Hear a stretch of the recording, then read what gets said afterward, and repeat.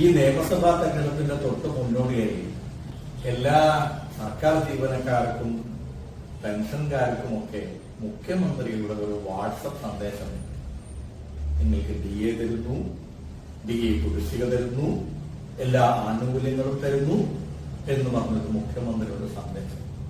സത്യത്തില് ഇതുകൊണ്ടൊക്കെ കേരളത്തിലെ പ്രബുദ്ധരായ ജീവനക്കാരെ പറ്റിക്കാൻ കഴിയുമെന്ന് മുഖ്യമന്ത്രി വിചാരിക്കുന്നുണ്ടോ എന്നാണ്. ഇന്ത്യയുടെ ചരിത്രത്തിൽ ഒരേ ഒരു സംസ്ഥാനം കേരളം ഹൈക്കോടതിയിൽ ഒരു സത്യവാങ്മൂലം കൊടുത്തു. DA ക്ഷാമബത്ത ജീവനക്കാരന്റെ അവകാശമല്ല. സർക്കാർ ജീവനക്കാരുടെ ശമ്പളത്തിന്റെ ഒരു അവിഭാജ്യ ഘടകമാണ് DA. ക്ഷാമബത്ത എല്ലാവർക്കും അറിയാം. ക്ഷാമബത്ത ഓരോ കാലഘട്ടത്തിൽ ഡ്യൂ ആകുന്നതാണ്. വർഷത്തിൽ 2 തവണ അതാത് സമയത്തെ വില നിലവാരത്തിന്റെ അടിസ്ഥാനത്തിൽ നിർണയിക്കുന്ന ഒന്നാണ് ക്ഷാമബത്ത. ആ ക്ഷാമബത്ത ജീവനക്കാരുടെ അവകാശമല്ല, സർക്കാരിന്റെ ഔദാര്യമാണ് എന്ന് രേഖാമൂലം കോടതിയിൽ കൊടുത്ത ഒരു സർക്കാരാണ് പിണറായി വിജയൻ. ഇന്ന് പിണറായി വിജയൻ ഇറങ്ങിപ്പോകും. ആ സത്യവാങ്മൂലം നാളെ കേരളത്തിൽ മാത്രമല്ല ഇന്ത്യയിൽ തന്നെയും പല സംസ്ഥാനങ്ങളിലെയും ജീവനക്കാർക്ക് നേരെ മറ്റ് ഗവൺമെന്റുകൾ, കേന്ദ്ര ഗവൺമെന്റ് അടക്കമുള്ള പ്രതിലോമ ഗവൺമെന്റുകൾ ഉപയോഗിക്കാൻ സാധ്യതയുള്ള ഒരു സത്യവാങ്മൂലമാണ്. ഇതുപോലൊരു സത്യവാങ്മൂലം കേരളത്തിന്റെ ചരിത്രത്തിലോ ഇന്ത്യയുടെ ചരിത്രത്തിലോ ഏതെങ്കിലും ഒരു ഗവൺമെന്റ് കോടതിയിൽ കൊടുത്തിട്ടുണ്ട്. അങ്ങനെയുള്ള ഒരു ഗവൺമെന്റിനെ ഈ കേരളത്തിലെ ജീവനക്കാർ ഇനി വിശ്വസിക്കുന്നു. ഇപ്പൊ DA കാര്യം, DA 2021 മുതലുള്ള DA കുടിശ്ശികയെ, ആ DA കുടിശ്ശിക വളരെ ഇടക്കിടക്ക് ആവശ്യം ഉന്നയിക്കുമ്പോൾ ഒരു 2%, 3% ഒരു ഗഡു മാത്രം അനുവദിക്കും. ആ അനുവദിക്കുമ്പോഴൊന്നും ഇത് ഏത് കാലഘട്ടത്തിലെ DA ആണ്, 2021 കൊടുക്കേണ്ട DA 2025 കൊടുക്കുമ്പോൾ ഇത് 2021 DA ആണ് എന്ന് സൂചിപ്പിക്കുന്നില്ല ആ ഉത്തരവുകളിൽ. ഇതുകൊണ്ടാണ് അത് അവരുടെ അവകാശമല്ല. അത് ആ കാലഘട്ടത്തിൽ ഡ്യൂ ഡേറ്റ് പറഞ്ഞാൽ പിന്നെന്താണ്, അത് അന്ന് ഡ്യൂ ആയതാണ്, അതിന് കുടിശ്ശിക കൊടുക്കേണ്ടി വരുന്നതാണ്. 2026 ഫെബ്രുവരി വരെ DAയുടെ 286 മാസത്തെ കുടിശ്ശികയെ പറ്റി ഒരു പരാമർശവും ഈ സംസ്ഥാന പിണറായി ഗവൺമെന്റ് നടത്തിയിട്ടില്ല. അങ്ങനെ DA ഇത്രയും കേരളം ആദ്യമായി ഇന്ത്യയിൽ ഏറ്റവും കൂടുതൽ DA കുടിശ്ശികയുള്ള ഒരു സംസ്ഥാനമായി മാറ്റി എന്നതാണ് പിണറായി വിജയന്റെ ഏറ്റവും വലിയ നേട്ടം. എന്നിട്ടാണ് പിണറായി വിജയൻ നമുക്ക് എന്ത് ചെയ്യുന്നത്, സന്ദേശം അയക്കുന്നത്. ഇനി DA കുടിശ്ശിക മാത്രമല്ല, ഇപ്പൊ DA കുടിശ്ശികയ്ക്ക് ഒരു ഉത്തരവ് വന്നിട്ടുണ്ട്. ആ ഉത്തരവ് എന്താണ്? ആ ഉത്തരവിൽ പറയാണ് 2026-27 വർഷം മുതൽ 8 ഗഡുക്കളായി DA കുടിശ്ശിക തരും കൊടുക്കാൻ ഉത്തരവ്. എപ്പോ കൊടുക്കും എന്ന് പറയുന്നില്ല. 2026-27 വർഷം മുതൽ കൊടുക്കും എന്നാണ് പറയുന്നത്. 8 ഗഡുക്കളായി കൊടുക്കും. ഇത് കിട്ടുമെന്ന് വിശ്വസിക്കുന്ന ആരെങ്കിലും ജീവനക്കാരായിട്ടുണ്ടോ? ഉണ്ടെങ്കിൽ 2019 ശമ്പള കുടിശ്ശിക, ശമ്പള പരിഷ്കരണ കുടിശ്ശികയെ പറ്റി ഒന്ന് ഓർക്കണം.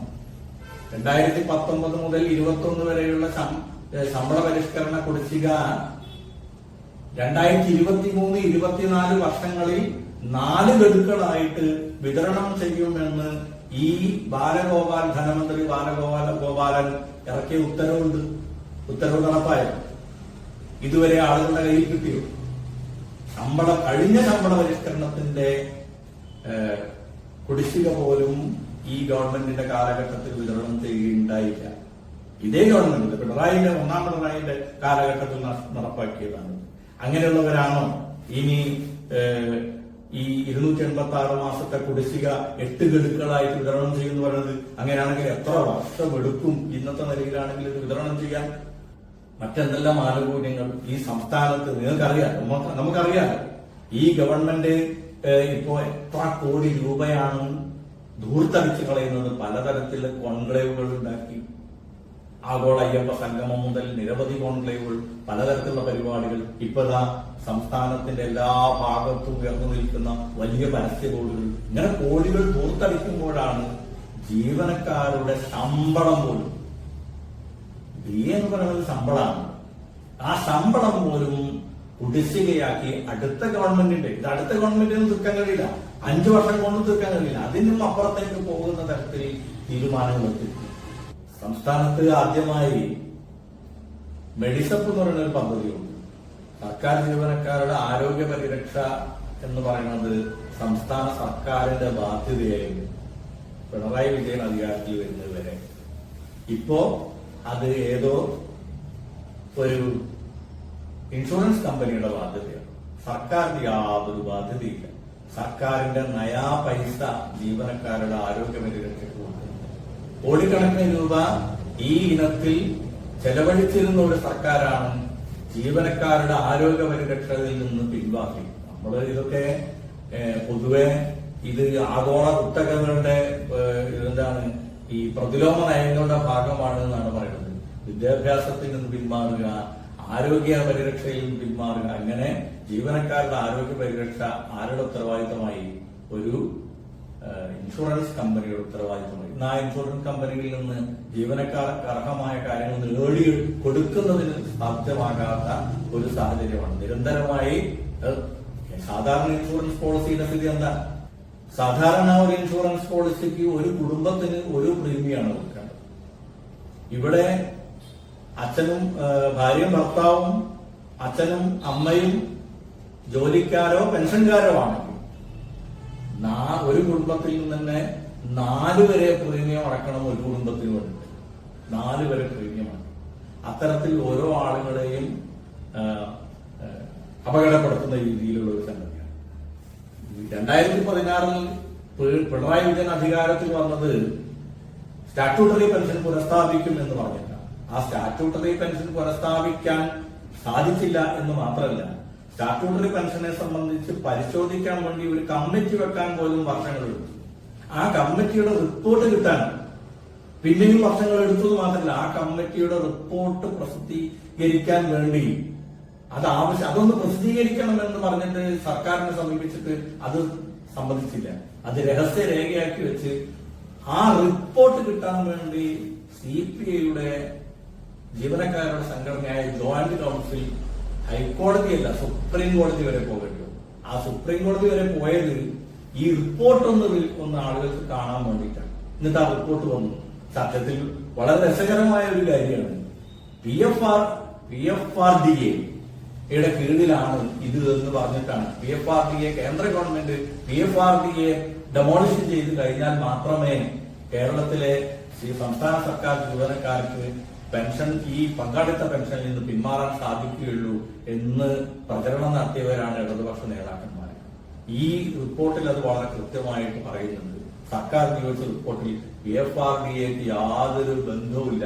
PFRDAയിൽ നിന്ന് പിന്മാറാൻ, ഈ പറയുന്ന പങ്കാളിത്ത പെൻഷനിൽ പിന്മാറാൻ ഒരു പ്രശ്നവുമില്ല എന്ന് എഴുതി വെച്ച റിപ്പോർട്ട് കയ്യിൽ വെച്ചിട്ട്, അത് സർക്കാർ സേഫ് കസ്റ്റഡിയിൽ വെച്ചിട്ടാണ് പാവപ്പെട്ട സർക്കാർ ജീവനക്കാരുടെ സംഘടനകളോട് ഡൽഹിയിൽ പോയി PFRDAക്കെതിരെ സമരം ചെയ്യണം എന്ന് പറഞ്ഞു. ഇത് റിപ്പോർട്ട് കയ്യിൽ വെച്ചിട്ട് ഒരു കുഴപ്പമില്ല എന്നുള്ള റിപ്പോർട്ട് കയ്യിൽ വെച്ചിട്ട്.